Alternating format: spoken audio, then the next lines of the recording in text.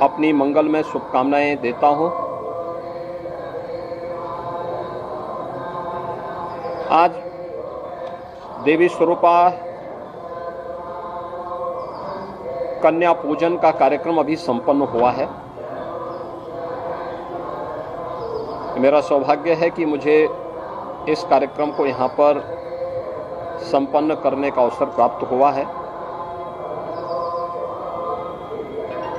ये मातृशक्ति के प्रति सम्मान का व्यक्त करने का सनातन हिंदू धर्म की परंपरा का एक महत्वपूर्ण आयोजन है और सनातन काल से ही सभी धर्मावलंबी अपनी इस प्रतिबद्धता के साथ जुड़कर के वर्ष में इस आयोजन के साथ जुड़ते हैं, इन कार्यक्रमों को सफल बनाने में अपना योगदान देते हैं। दुर्गा पूजा के पंडाल भी जगह जगह लगते हैं। लोग पूरे परिवार के साथ इस अनुष्ठान के साथ जुड़ते हैं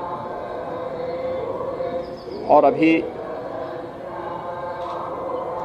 विगत 9 दिनों से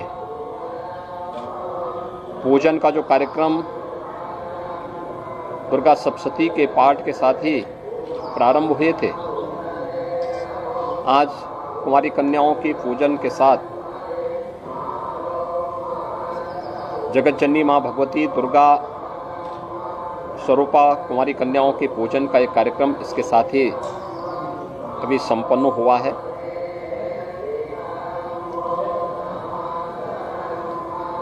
स्वाभाविक रूप से हम सबके सामने इसको केवल एक धार्मिक और आध्यात्मिक आयोजन तक सीमित न रख करके एक भौतिक जगत में भी हम मातृशक्ति के प्रति सर्वोच्च सम्मान का भाव व्यक्त कर सकें, यह अत्यंत महत्वपूर्ण है और ये आज के दिन पर प्रासंगिक भी है। और इसीलिए इस परंपरा को भारतीय मनीषा ने वर्ष में 2 बार वासंती नवरात्रि के रूप में और शारदीय नवरात्रि के रूप में महत्व दी है। अपराह्न में विजयादशमी का पुण्य पर्व भी प्रारंभ होगा, मुहूर्त प्रारंभ होगा, उसके साथ ही विजयादशमी के कार्यक्रम भी प्रारंभ हो जाएंगे। स्वाभाविक रूप से वासंतीय नवरात्रि की 9वीं तिथि को मर्यादा पुरुषोत्तम भगवान श्री राम के पावन जन्मदिन के रूप में सभी धर्मावलंबी मनाता है, तो शारदीय नवरात्रि की 9 दिन की जगत जननी मां भगवती के अनुष्ठान के उपरांत 10वीं की तिथि विजयादशमी के रूप में धर्म पर, सत्य पर और न्याय पर चलने वालों की सदैव विजय होती है। अधर्म, असत्य और अन्याय कभी भी शाश्वत नहीं हो सकता, कभी भी अंतिम विजय प्राप्त नहीं कर सकता। और इसलिए धर्म, सत्य और न्याय की विजय का प्रतीक विजयादशमी का आयोजन भी आज अपराह्न से प्रारंभ हो जाएगा